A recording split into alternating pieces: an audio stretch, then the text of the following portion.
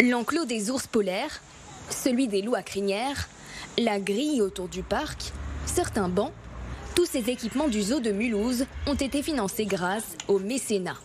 Les mécènes ont aussi contribué à hauteur de 200 000 €, soit un tiers du coût global, pour la construction de la nouvelle clinique vétérinaire inaugurée cet été.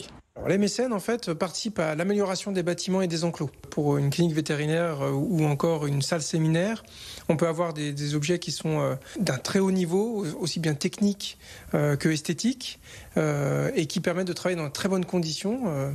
Et on n'aurait pas pu se l'offrir si on avait compté que sur l'argent public. Le zoo reçoit chaque année au minimum entre 30 000 et 100 000 € de mécénat par an, d'une trentaine de contributeurs réguliers. Parmi eux, la société Barisol a installé gracieusement les plafonds de plusieurs bâtiments. D'abord parce qu'on croit en la nature et en la préservation des espèces. Et le zoo de Mulhouse est spécialisé dans cette démarche. Et après, il y avait aussi l'aspect de donner du bien-être aux gens et d'aider aussi la communauté, de faire du bien autour de soi. Le zoo recherche régulièrement de nouveaux mécènes, comme l'entreprise Rector Le Sage, spécialisée dans la fabrication d'éléments en béton. Le projet que nous allons soutenir est un projet donc de construction d'une volière qui permettra la réintroduction d'une espèce menacée, qui est l'espèce d'ibiche chauve.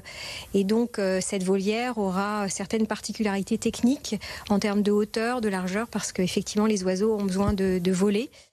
Les visiteurs pourront pénétrer à l'intérieur d'une nouvelle grande volière afin d'observer au plus près les oiseaux.